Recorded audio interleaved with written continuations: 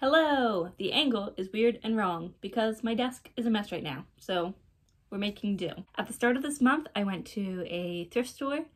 It is a local one to look for supplies for Mother's Day present, but I cannot go to a thrift store without checking out the books.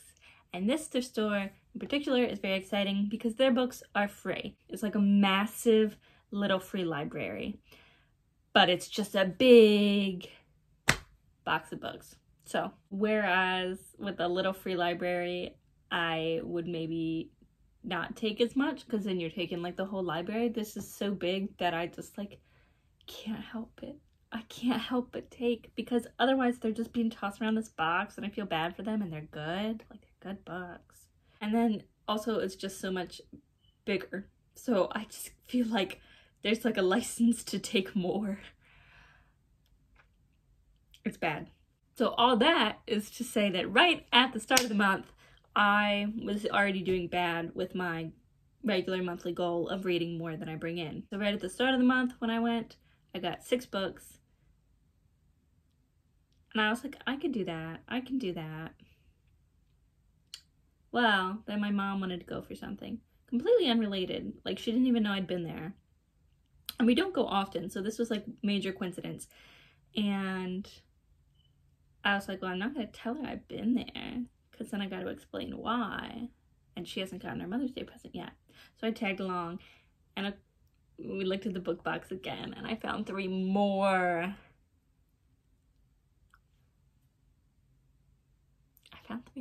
So now I've taken in 9 books this month. I'm going to visit my best friend at the end of the month, and I know she's gotten me a book for my birthday. And I'm not marking it until it's in my hands, but I know it's gonna be 10 in May. So I got like 2 weeks. We got 2 weeks left of May at the time I'm filming this, and I've only read 4 books. So is this the month I lose? Anyway, that's not what this video is about, but it is scary. This video is about the thrift store book haul. I went to a thrift store, big book bin. Check out the books I got. I'm pretty excited. Otherwise, I wouldn't have picked them up. First, I'll talk about the books I got in the first trip, and then I'll talk about the books that I got in the second trip that I was like, I shouldn't, but they felt worthwhile. First off, I've got The Stranger by Albert Camus. Oh, translated from the French by Matthew Ward. I know this is a classic. I don't know much about it. I love French literature. I love classics.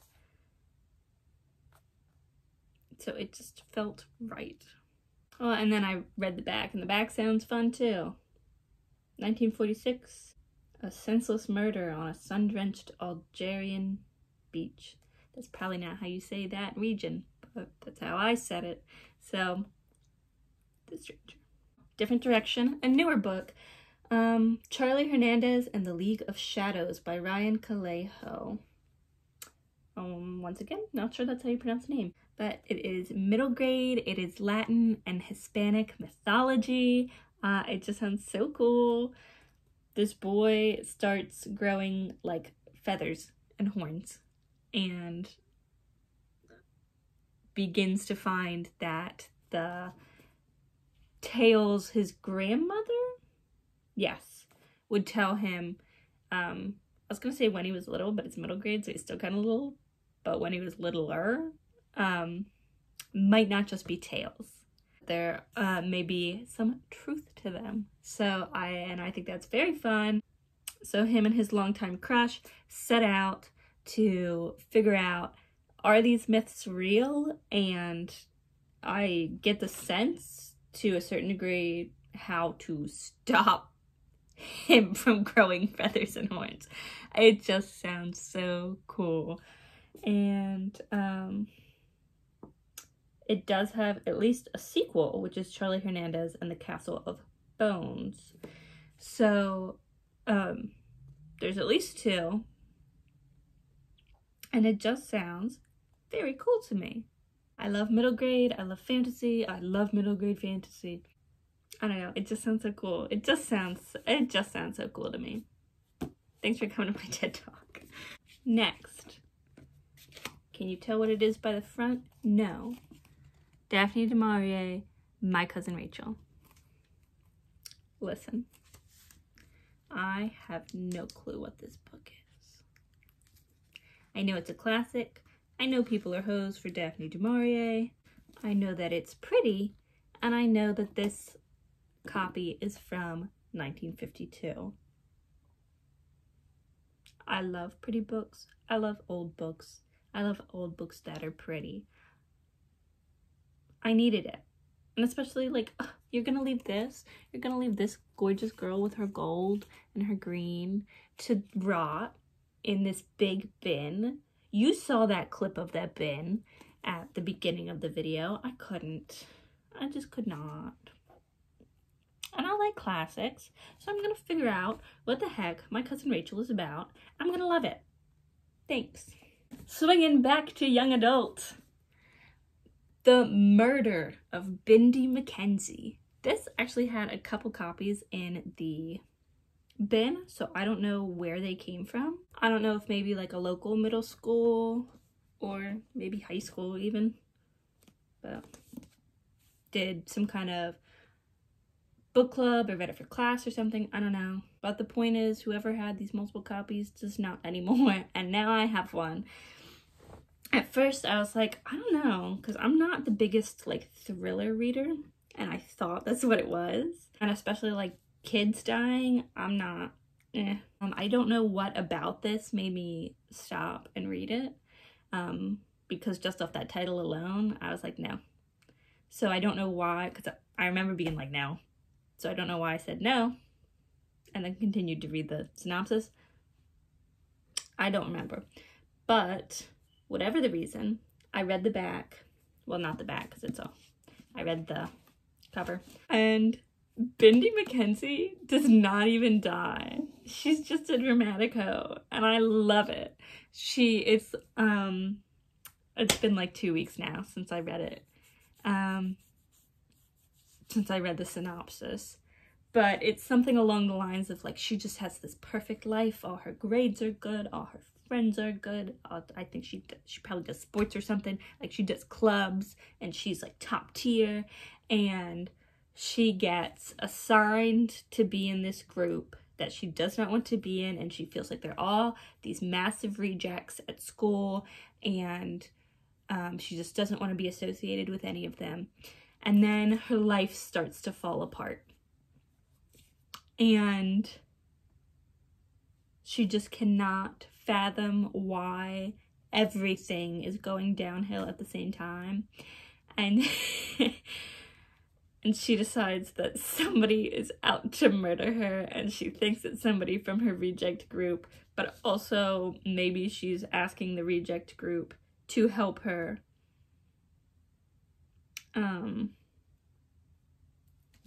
figure it out. And I just think that is so funny that her life is perfect and it starts to fall apart, and this girl jumps right to, someone's trying to murder me. I love it. And I am fully ready to watch her get humbled and make friends that she wouldn't expect.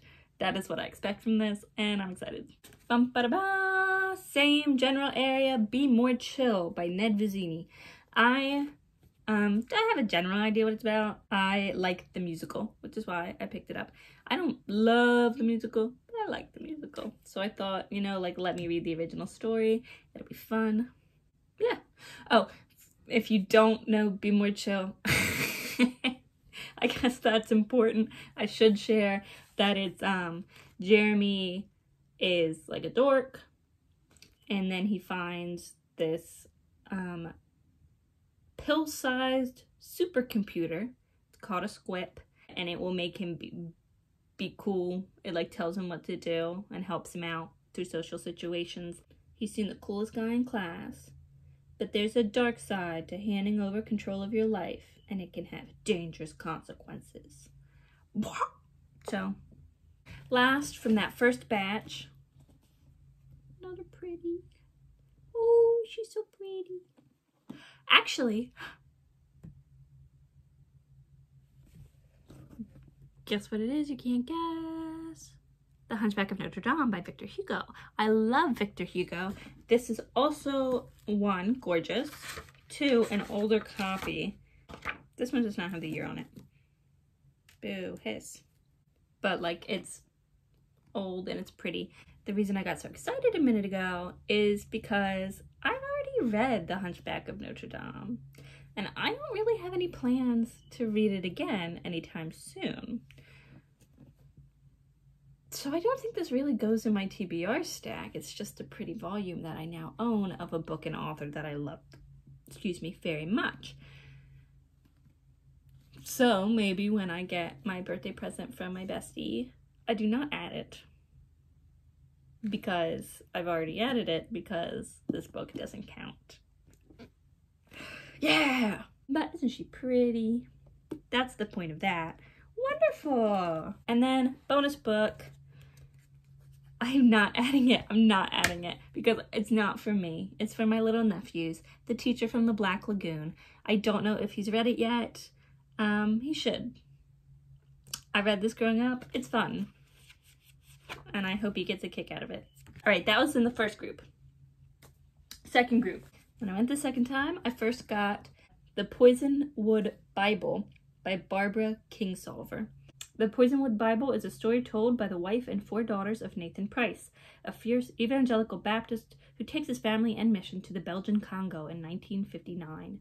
They carry with them everything they believe they will need from home, but soon find that all of it, from garden seeds to scripture, is calamitously transformed on African soil.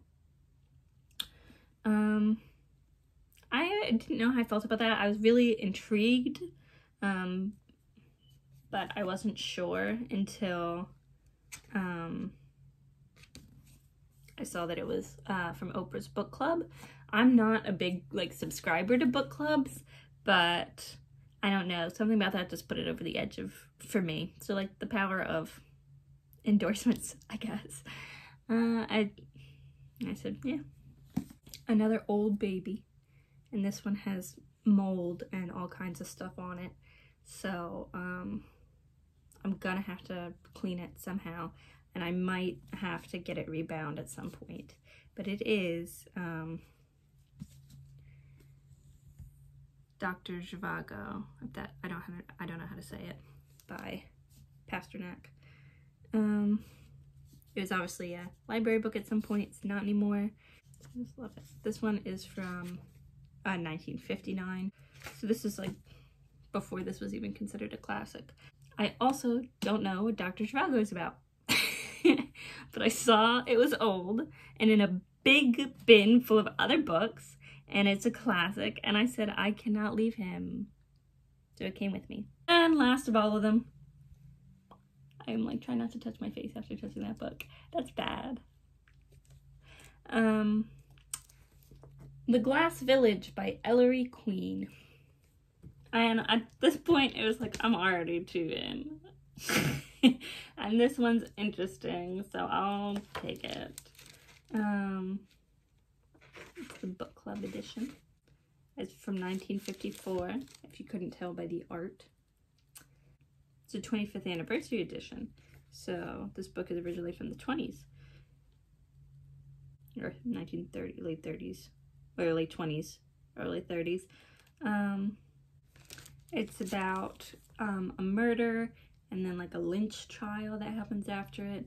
But judging by the times and by the people on the cover, I'm guessing it's not a lynching as we would think of it in America, just more not racially motivated, but more just people taking justice into their own hands. And it seems very steeped in the feeling of that time between wars and young people thinking back to before, thinking back on all the trauma they've now experienced and thinking forward to what the future would look like. So it sounds interesting. It's interesting to me. I like old books and I cannot lie. That's it. Those are the books I got. Thank you for watching. See you soon. Have a great day. Can I wink?